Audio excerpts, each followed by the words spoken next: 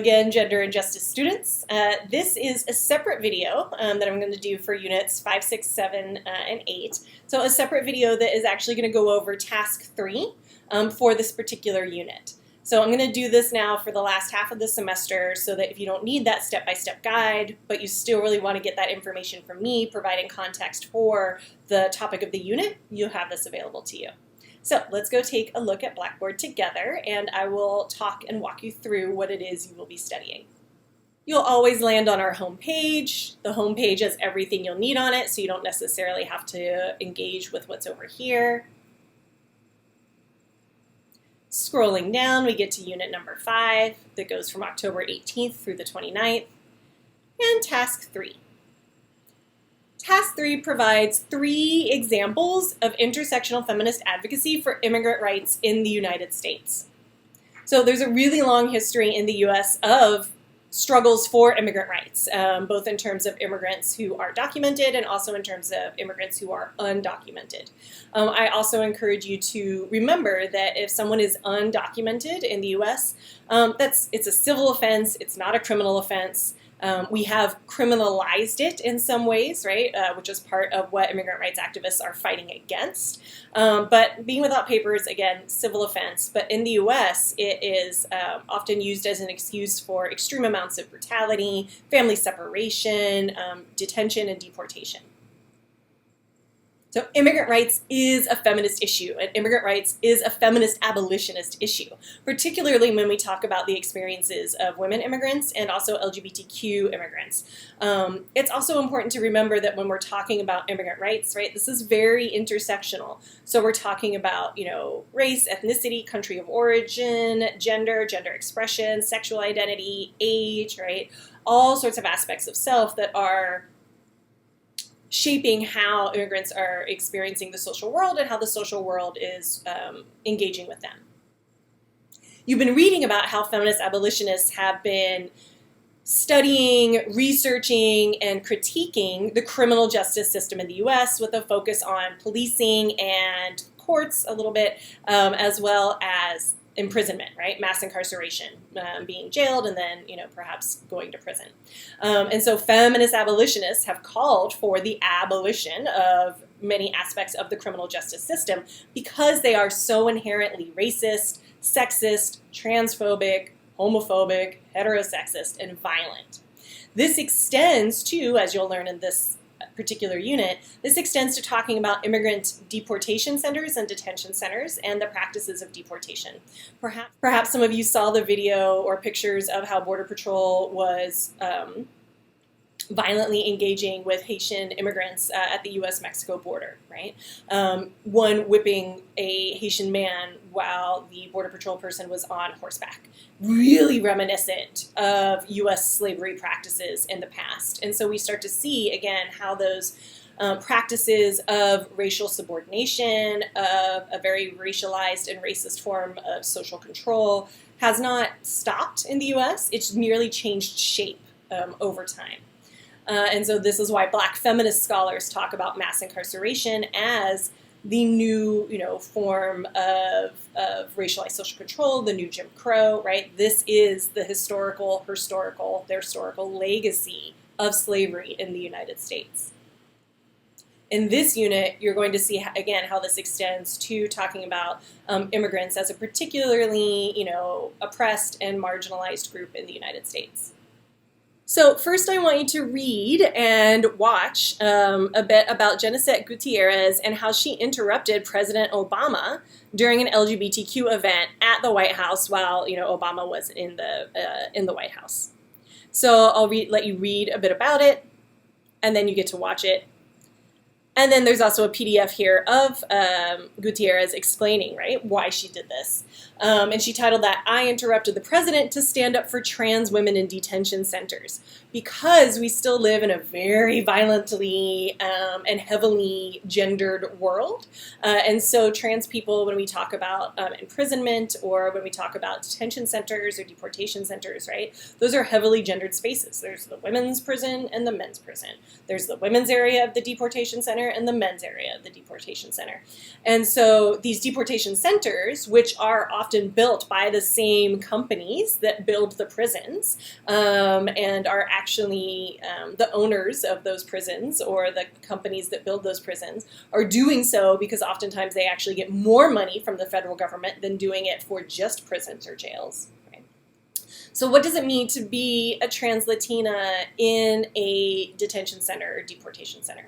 So I want you to read, right, and kind of watch that and really think about what it means to have to do that, right? Why is it that we haven't been paying attention to these issues? Why is it that Genesette Gutierrez had to use that platform of being invited to an event at the White House to actually get the president's ear, right?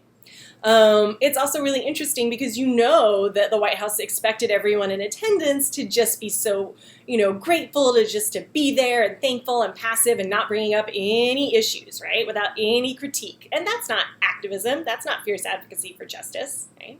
So how fierce and strong do you have to be to ensure that your voice is heard in a society that doesn't accept you?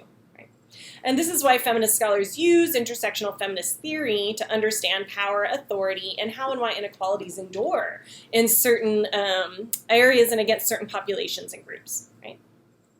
What we've found is that in the U.S., and globally as well, but we're focusing on the U.S. For this particular class, is that LGBTQ plus people of color, Black people, Indigenous people, Latinx, Asian and South Asian, Pacific Islander, Arab, that they have had to interrupt, to yell, to demand to be heard by white LGBTQ people, including academics and activists and policymakers, and by society at large.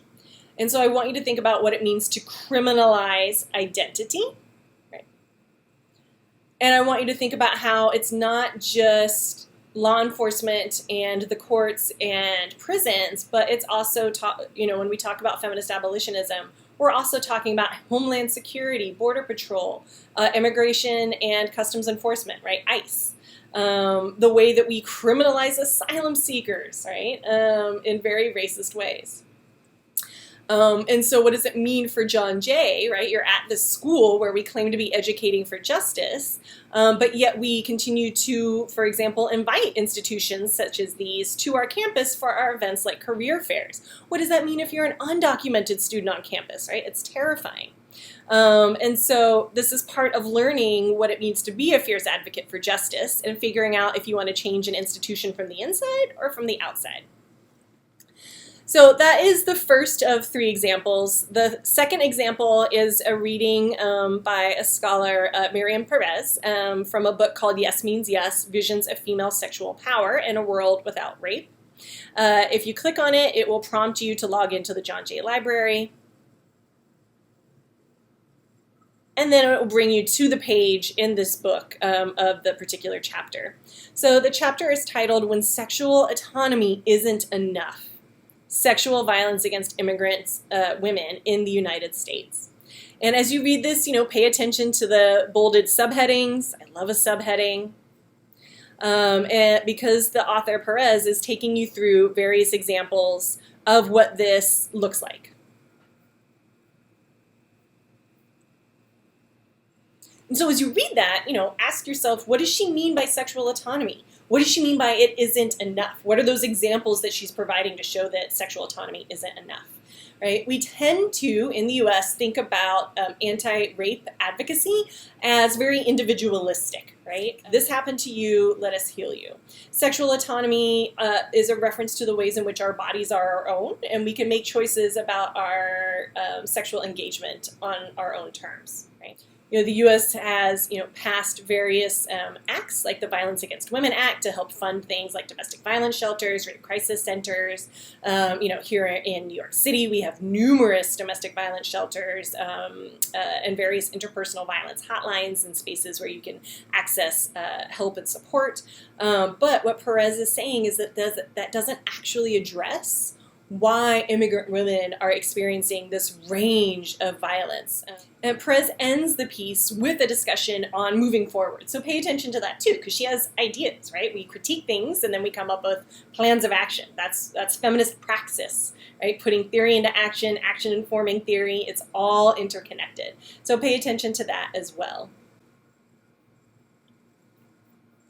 The last example, the third example, is exploring LGBTQ immigrants' experiences in the U.S., particularly in detention centers. So I'm asking you to engage in this journalistic read.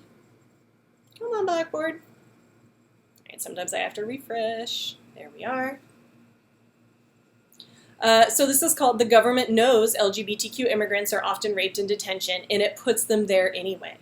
Right? Like that is just violence upon violence. This is what we mean by institutionalized or structural violence, right? They are aware that this is the situation and they don't care. So this is again, journalistic read, but pulling off of research.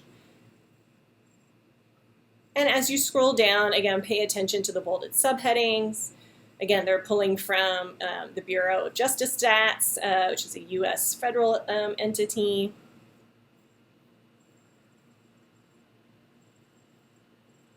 And even though there are recommendations to not detain, right, LGBTQ immigrant individuals, they'll do it anyway. Then I want you to explore two other things related to this topic. One is a short video, 5 minutes, from an organization called Make the Road New York, which is an immigrant rights organization that's national, that has local chapters. And Make the Road New York, it's for everyone who is immigrant and undocumented immigrant, but they also are very aware of how LGBTQ plus immigrants, particularly trans immigrants, are treated. And so they really focus on that as well in their advocacy and outreach, legal aid, and support. And then I want you to explore Julio Salgado's art. This is one example of it here. And if you click here, you'll be taken to his page. He did a whole series on undocuqueer. So that combination of the word, undocumented and queer, coming up with this activist term, undocuqueer, right? So he did a whole undocuqueer series highlighting actual undocuqueer individuals across the country. And then you can see some of the other work that he has done. We're a gender studies class. That means that we are an interdisciplinary class. So, it's showing you how scholarship and activism and art are all very valid ways of engaging in fierce advocacy for justice. That's it for task 3 for unit number 5. Again, you are exploring and continuing to learn more about feminist abolitionism. Here in this unit, focusing on how feminist abolitionism extends from not just the, say, local law enforcement and prisons, but also to areas of social control that impact immigrants, undocumented and otherwise, including ICE, Border Patrol, and Homeland Security, and the experiences of particularly LGBTQ people who are undocumented or assumed to be undocumented and put into deportation centers, as well as undocumented immigrant women. And I want you to think about the ways in which the U.S. is very citizenist, right? So we talk about racism, heterosexism, racism. There's also a citizenism, whereby in the U.S. we privilege people, this unearned privilege, for people who are citizens. We assume that somehow citizens are more morally correct, that they have a quote-unquote right to be here, and that they did things the right way. These are stereotypes that we know, and hopefully that you're learning about in your other classes as well, that are very harmful in promoting an anti-immigrant hate. Right? That is often very racialized, right? So people who are profiled as immigrants, rather. Even the fact that we have these nation-state borders, right? Those borders were established in very, very violent ways, right? We are here on indigenous land. And so what does that mean then for these borders to be defended by federal government when we are occupying violent forces anyway? If you have any questions about the material, any questions about this particular unit, please do reach out. Hopefully now, after you get through task 3, you will then pop on over and complete your quick facts check-in. I appreciate you watching, and I look forward to seeing you online. Thank you so much.